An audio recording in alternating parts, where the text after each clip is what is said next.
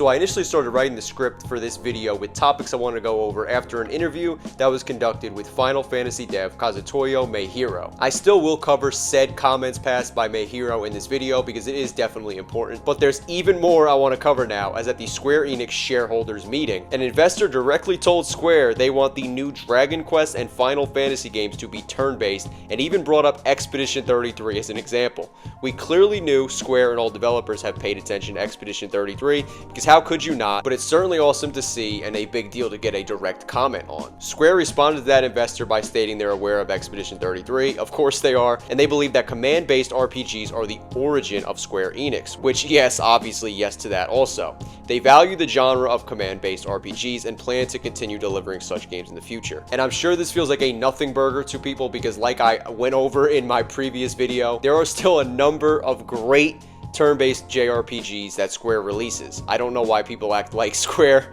stopped releasing turn-based JRPGs. But the reason I want to talk about this is because, like I stated in the intro, I was already in the process of writing the script for a video on essentially the same topic after Kazutoyo Meihiro's comments that he passed in an interview about Final Fantasy Tactics: The Evilise Chronicles. And also I was writing the script just kind of based on the discourse around FF16's games sold on the Xbox system ever since it launched there. Now we're going to get into Meihiro's comments, but before I do want to wrap it up by just kind of going over some of the things that the investor actually posted on Twitter or X, just going over why he asked the investors about this and just his whole thought process and all that. And if you want to read the whole thing, I'll leave a link in the description to the tweet or post or whatever we're calling them now. Now, the investors spoke on Square's shift from quantity over quality being important and good in the midterm management plan, which yes, I agree with, but us Final Fantasy fans have really been spoiled this decade, and I think it's really important to point that out. So while yes, maybe the mainline games take a while to release,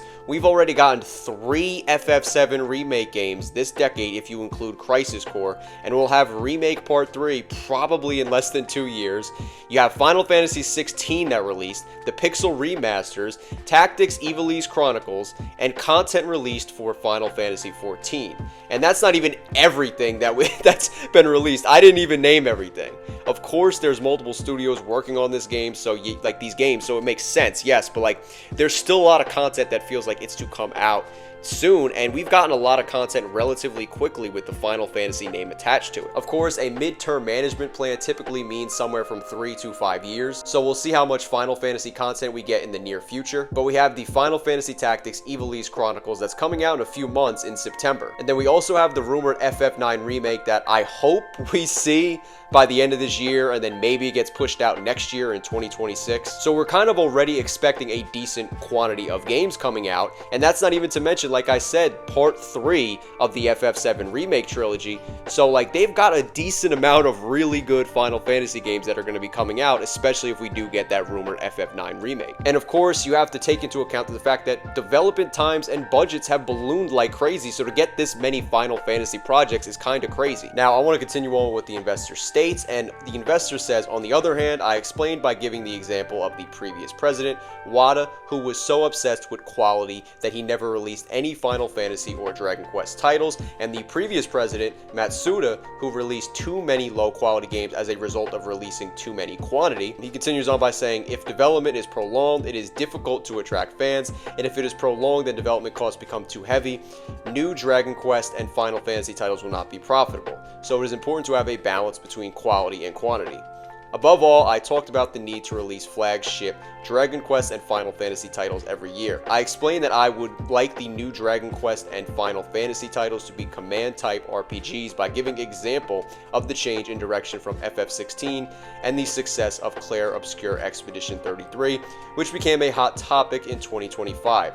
In response, I said that the 3 years of the Chukei era will be 3 years of delivering truly interesting games to users. However, after that, they plan to deliver many titles, including mid-level titles, and are preparing them, so please wait for the announcement. So what the investors said about prolonged games and the developer costs being, as they put it, too heavy, are things that you might remember I previously touched on in my last video if you watched it. I really enjoyed FF16, and in what was, in my opinion, one of the most stacked years in gaming history, of course, 2023, I felt like FF16 was, without a doubt, a top 10 game in terms of my favorite games that year, and maybe even top 5. So I really enjoyed that game. I really loved it. So I'm not out here to put any shade on FF16. But clearly many other fans weren't feeling that game, and with the last reported sales numbers being 3.5 million copies sold, after a $300 million budget apparently surrounded that game, it makes sense why we aren't going to see anything new relating to FF16 aside from maybe a port to the Nintendo Switch 2. The investor is clearly saying like, hey, how about you just stop sinking so much money into these mainline games and just give us fun games, even if they do have to have some sacrifices in them, which, yeah, honestly, I'm fine with. I was playing the Pixel remaster of FF6 not too long ago, and also, while it's not a Final Fantasy game, I downloaded the Ayuden Chronicle 100 Heroes game not too long ago also, and I don't care if it's a huge big budget game or if it's a smaller budget game, as long as it's fun and an engaging game, or in this case, just a fun and engaging JRPG. And obviously, the two games that I just mentioned are modernized takes on the classic JRPGs of the past. But my point is that they didn't cost $300 million like FF16 did. That's the whole point I'm trying to make, and they're great games. Also, in terms of Square planning on releasing mid-level titles and planning to announce them soon, apparently, according to that investor, like, good. That's all I've ever asked from them, at least recently. I can only speak for myself, but I know, like, I'm fine with that. Just give me some good JRPGs. I'll be cool with that. I would say Bravely Default Flying Fairy Remaster would fall into that mid-level category. And literally the only complaint that I had with that game was that the full game wasn't on the wasn't on the cartridge for the Nintendo Switch, and I just didn't like that it was a key card. The only complaint I had with that game was that. So like that's why it's like, Square, if you're gonna do that, like I'm fine with that. Give me a good mid-level game like that. So Square, get it together, because you might get me to double dip on Final Fantasy IX Remake if that comes out, as I'd probably buy it if it's on the full cartridge for the Nintendo Switch 2 and on the full disc for the PS5. So y'all are just losing my money at this point. I know I'm not the only person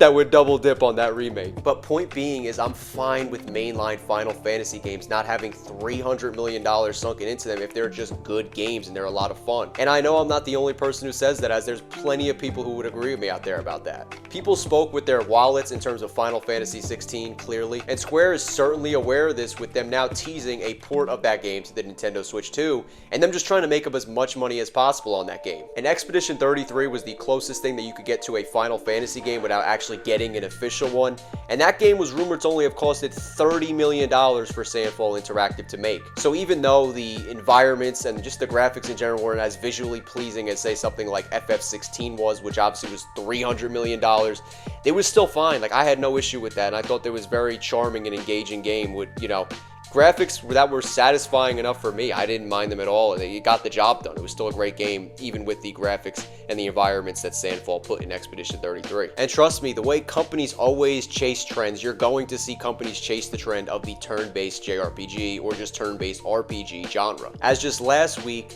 CD Projekt Red's global community developer actually passed a comment praising Expedition 33. And many of you may remember that Shuhei Yoshida actually praised the game as well back in April. So when I said before that Square, like 100% is aware of Expedition 33, like 1000% they know about it and they're aware of it, like, that's what I meant. Like, because if you see these other companies and these other executives praising the game and everything, like, that we're going to be getting turn-based JRPGs down the pipeline, whether they're from Square or not. Now, going over what Kaisoyo Meihiro said about TEP-F Tactics, Ivalice Chronicles, and just Final Fantasy in general, I think he said a lot of intriguing stuff for Final Fantasy fans. And I'll have the full interview with Inverse down in the description below if you'd like to read it yourself. When talking about Ivalice Chronicles in said interview, Katsutoyo Meihiro said a lot of good stuff, including this, which stuck out to me, which was the fact that they made changes to the script of the game to better convey characters' emotions during event scenes or exchanges during combat, because they wanted to clarify sections that were difficult to grasp or were left open to interpretation in the original game. I love this because it's clear that the development studio behind it, CBU3, is clearly handling this port with as much love and care as possible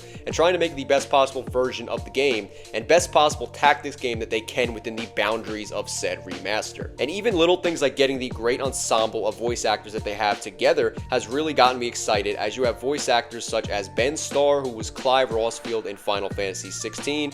And also, I just got to mention that Ben has really been on a run lately. He's been rocking it, voicing Kaizen in the first Berserker Kaizen game, Verso in Expedition 33, and Dorian in Date Everything. So Ben's been everywhere lately. I've seen him everywhere, whether it's in commercials for the MTG Final Fantasy collab or just in games. And also you have Cody Christian and Brianna White, who are voicing their FF7 characters and making cameos with Cloud Strife and Aerith Gainsborough respectively. So clearly they're pulling out all of the stops for this game and they're trying to make it the best game possible. And just based on Mayhero's final comments in this interview, it's clear that CBU3 is not only trying to be Square Enix's online game studio as they developed FF11 and FF14, but now maybe Square's remaster studio or maybe even just their tactics game studio as well going forward. Mayhero ended the interview by stating, "Lastly, while we cannot make any promises about the future, if this title is successful, it will not only demonstrate that there's interest from gamers, but also the viability of course, tactical games as a business. Such success will surely have paved the way for the release of the new tactics titles that follow the Ivalice Chronicles. We sincerely hope that this happens." That basically was them just saying, yeah, if the game sells well, there will be another one coming very soon. And this was something that I brought up in my last video when I said that I hope this game sells well so we can see a new tactics game after the Ivalice Chronicles. I think you always have to look at things from, of course, a business perspective and everything. And yes, like if the game sells well, of course the company is going to want to capitalize on that as much as possible and release a sequel or another game or another remaster or, you know, whatever they can to capitalize on that momentum as much as possible. So in this case, if the Ivalice Chronicles sells well, it shouldn't surprise anybody that a sequel would be on the table if, you know, obviously everything meets expectations for Square. And listen, this is going to be a very well done release in my opinion. And I've seen some people not so over the top excited for this game, and with it being a tactics game, I can definitely understand that, as that's not necessarily everybody's cup of tea. But I've seen people skeptical because CBU3 is developing the game, and CBU3, like I stated before, developed the online games FF14 and FF11, but also FF16. So people are skeptical about them doing it because there's a lot of people that just were not fans of FF16. But from everything we've seen so far, they've been given a great foundation to build on with the original FF Tactics game and just further improve that great FF Tactics game even more. So I trust them. I really do, and I think it's going to be a good release. I've said it in the past, I really loved FF Tactics back in the day with Tactics Advance on the GBA, and they're really going all out with this game, the Ivalice Chronicles, and doing everything that they can to make this as big of a release as possible. So I'm super excited for other gamers to try this game out for the first time because I loved it, like I said, back in the day. And especially with all the improvements that they're doing to modernize it, I think it's really going to be a lot of fun for new gamers to get their hands on for the first time. At the end of the day, though, I've seen a lot of fans that are not happy with CBU3 and they've bashed them, or just not happy with any of the recent Final Fantasy entries. But most Final Fantasy fans, or I could even just say JRPG fans, are not super demanding, at least from my experience, meeting some, speaking to some, and they just want a fun game. You know, that's all it comes down to, is can you make a fun game? They don't care about how much the budget costs. And the thing is, a lot of fans, whether, like I said, they're Final Fantasy fans or JRPG fans, are locked in enough to gaming to know, hey, I probably should go out and buy this game, whether it's physically, digitally, whatever, and just support the studio so we can get more of this, or that we can make sure they know that their work was appreciated with this entry in this series, or just this entry in general if it's a, you know, one-off kind of title. And a lot of fans will do what they can to support the game, and if they have the money to do so, obviously they'll go out and buy the game, as we saw with Expedition 33 and how well that game sold. So Square, I can only speak for myself, but I will tell you that for me at least, I don't need the budget of FF17 to be $300 million or more. And even if you have a budget of just 1/3 of what FF16 was, that still might be too much, as there's still a number of phenomenal JRPGs out there that don't even hit that $100 million threshold in terms of their budget. So if you just give us some great JRPGs, I promise you they will sell. Also, one more thing I want to say is I really hope that Square doesn't feel like locked in now or forced into making a turn-based JRPG, because at that point it's only going to hinder the quality of the title, and it's not going to be that great of a game if they feel like they're forced into creating something rather than something that they genuinely want to make. So I would say, Square, just make the games that you want to make regardless of whether they're turn-based or not. But there's a lot of Final Fantasy fans that clearly want a just great JRPG, regardless of if it's turn-based or not. Yes, a lot of them want a turn-based JRPG, including me, and they don't care about, as long as it's a good game, how much it costs, how much the budget is. And I'm sure they will support said title if they feel it's of a certain quality. And overall, I have really been happy with a lot of the Final Fantasy stuff that we've gotten recently. And I think there's a lot of exciting stuff relating to Square Enix's games and even Final Fantasy that's going to be coming down the pipeline soon. And I want to know down in the comments section what any of your opinions are on anything that we talked about in the video here today, or anything relating to Square Enix. If you enjoyed the video, then I'd really appreciate if you give it a like, because it helps me out a lot. And if you're new to the channel, then make sure to hit that subscribe button, as I have a lot of fun content that I'm going to be releasing soon. which are covering some games that are JRPGs and some that aren't JRPGs. So I'm definitely looking forward to that. Thank you all so much for watching though, and I am out. Peace.